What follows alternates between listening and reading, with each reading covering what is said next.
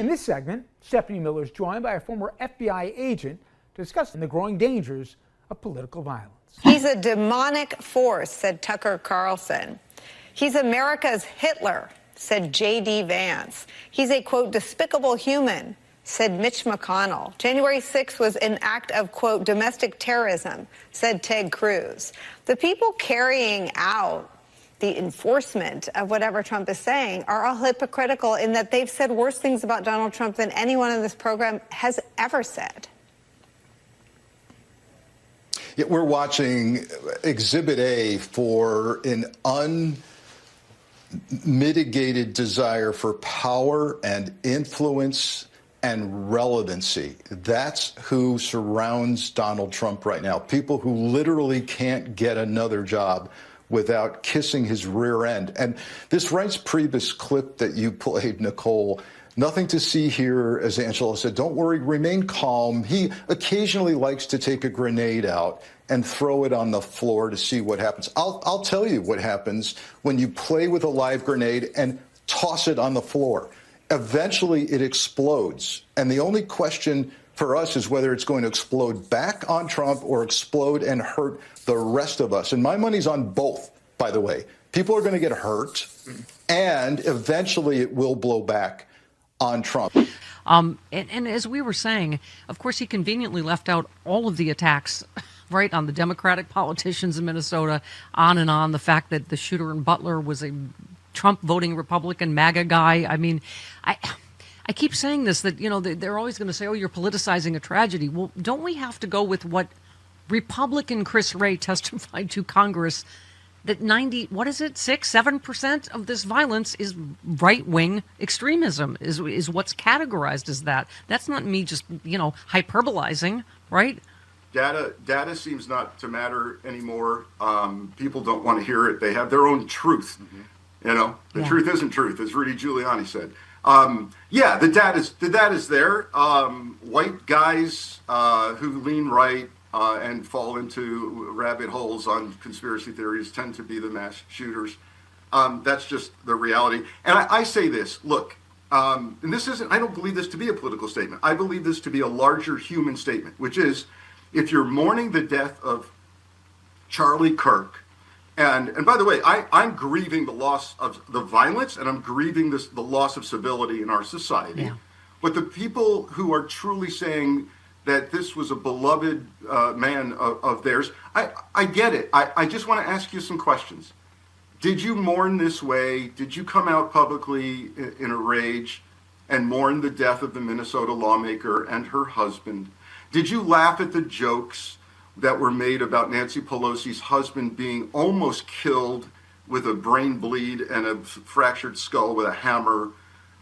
Did you come out against the plan to kidnap and even kill Gretchen Whitmer, the governor of Michigan, or did you call it entrapment? I'm just asking these questions because I came out against all those incidents as political violence. I mean, as we were saying, that, you know, Trump used Minnesota just to name call and vilify Governor Walz. He didn't express any sympathy for those politicians or their families. I mean, it's, you know, and we were saying, unfortunately, too, Frank, they tend to, I don't even know what the word is, kind of lionize people on the right. That whether it's a Kyle Rittenhouse or giving full military honors to Ashley Babbitt, who is a terrorist. You know, I mean, so if you're going to have an honest discussion about violence in America, you have to have an honest discussion, complete as you did at the FBI, with facts and data, right? Yeah, the lionization of simple human beings. We're all human beings, but the putting anybody from anywhere on a pedestal as someone ordained to be in this place and time is dangerous. Just think about the power you are affording that person by making them something other than just another guy that you like. It's dangerous. It's how we're getting into this mess that we're in. But moving forward, what does this mean for our society? What does it mean for my corner of the world for securing public events, right? And controversial speakers, which we need to do. But is this, the irony here, Charlie's organization is called Turning Point USA.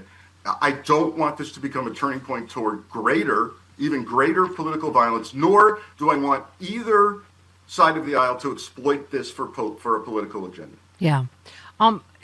We were talking about this, speaking of politicizing the murder of this Ukrainian woman in Charlotte. A Pod Save America host calling MAGA Fury out of the Charlotte train murder, specifically their outrage over the suspect being out on the street despite a lengthy criminal record.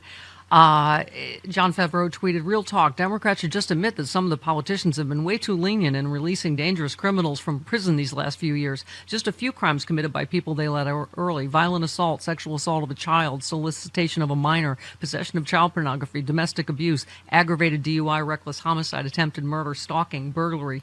Well, of course, these were all offenses committed by January 6th terrorists that were pardoned and let back out.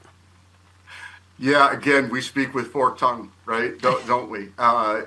You've got to look at the bigger picture and step back and get off of your radar screen. Are we seeing the effects of a broken criminal justice system on a local level? Absolutely. Are we seeing the inability to get quick mental health treatment play out on our streets?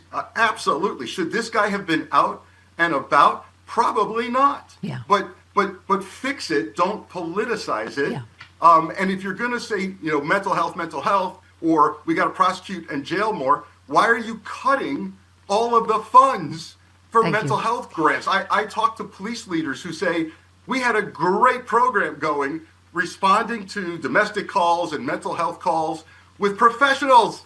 That's grant money that's being cut. Can I ask you one last one before we go? I know we're running long, but on the Epstein files, Representative Moskowitz said, "So you're telling me someone 22 years ago went back to the future and forged his signature when he was a Democrat, and somehow this person knew he would become a Republican and become president 22 years later. We should immediately open up an investigation." I mean, this cover-up of the Epstein files is just getting more ridiculous by the day, including with Mike Johnson saying Trump was an FBI informant, and then walking that back. Yeah, I came out quickly and said, no, this doesn't look like an informant situation to me. But and I'm not a handwriting expert, but certainly that Donald signature looks pretty close to me. Yeah. But that's not the point. The point is we need to know whether either our president is protecting someone else that was engaged with Epstein in inappropriate behavior, or himself, or hey, could it be that the president's being extorted by someone who has something on him and says, Donald, if you release my part of the Epstein file, I'm coming out against you.